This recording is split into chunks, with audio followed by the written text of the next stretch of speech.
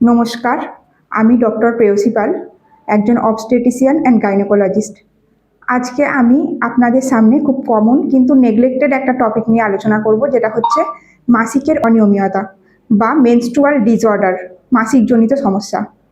মাসিক নারীদের জীবনের একটা স্বাভাবিক অংশ, কিন্তু আনফর্চুনেটলি বেশিরভাগ নারী লজ্জা বা সংকোচের কারণে এই নিয়ে কথা বলতে চায় না।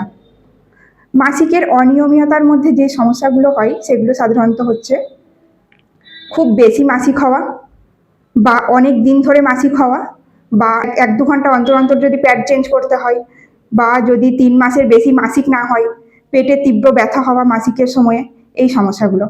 আপনাদের যে যে ওয়ার্নিং সাইনগুলো লক্ষ্য করতে হবে সেগুলো হচ্ছে 7 দিনের বেশি মাসিক হওয়া, বা 1-2 ঘন্টা ছাড়া ছাড়া যদি আপনাদের প্যাড বদলাতে হয়, তীব্র যন্ত্রণা যেটা আপনাদের কাজকর্মকে বা আপনাদের পড়াশোনার কাজে বাধা দিচ্ছে সেরকম ব্যথা, বা যদি 3 মাসের বেশি মাসিক না হয়, বা খুব ঘন ঘন বা অনেক দেরিতে মাসিক আসছে, এই সাইনগুলো আপনাদের লক্ষ্য করতে হবে।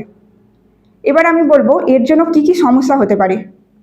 অত্যাধিক রক্তপাতের জন্য আপনাদের অ্যানিমিয়া হতে পারে, বন্ধ্যাত্ব বা ইনফার্টিলিটির মতন সমস্যা হতে পারে, হঠাৎ ওজন বেড়ে যাওয়া বা অ্যাকনি বা মুড সুইং এইসব সমস্যা আসতে পারে, অ্যাংজাইটি, স্ট্রেস এইসব সমস্যা আসতে পারে, অথবা আপনাদের এন্ডোমেট্রিওসিস বা ফাইব্রয়েডের মতন সমস্যার ইঙ্গিত হতে পারে এটা।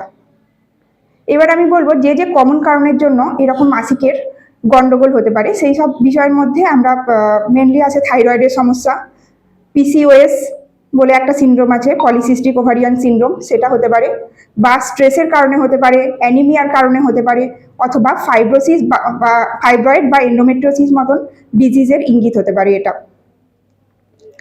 আপনাদের যেটা করতে হবে, সুখবর বলতে পারি, সেটা হচ্ছে যদি আপনারা আর্লি ট্রিটমেন্ট করান, যে ডাক্তারের পরামর্শ নেন এবং আর্লি যদি ডায়াগনোসিস হয় এবং টেস্ট হয়, তাহলে এটা মানে ট্রিটেবল, হ্যাঁ, সেরে যেতে পারে। এবং আপনাদের যে যে সমস্যাগুলো হতে পারে অ্যানিমিয়া বা বন্ধ্যাত্ব এইসব সমস্যা থেকে আপনারা মুক্তি পেতে পারেন। তাই আমি আপনাদের বলবো যে মাসিকজনিত সমস্যা নিয়ে কোনো অবহেলা করবেন না, কোনো লজ্জা সংকোচ বোধ করবেন না, এবং আপনাদের চারপাশে যে সমস্ত নারীরা আছে তাদেরকে উৎসাহ দেবেন তারা যাতে কোনো রকম লজ্জা সংকোচ বোধ না করে ডাক্তারের পরামর্শ নেয়। আর আপনাদের একটু হেলদি লাইফস্টাইল লিড করতে হবে, রেগুলার এক্সারসাইজ, ডায়েট এবং স্ট্রেস কম করতে হবে। নমস্কার, ধন্যবাদ।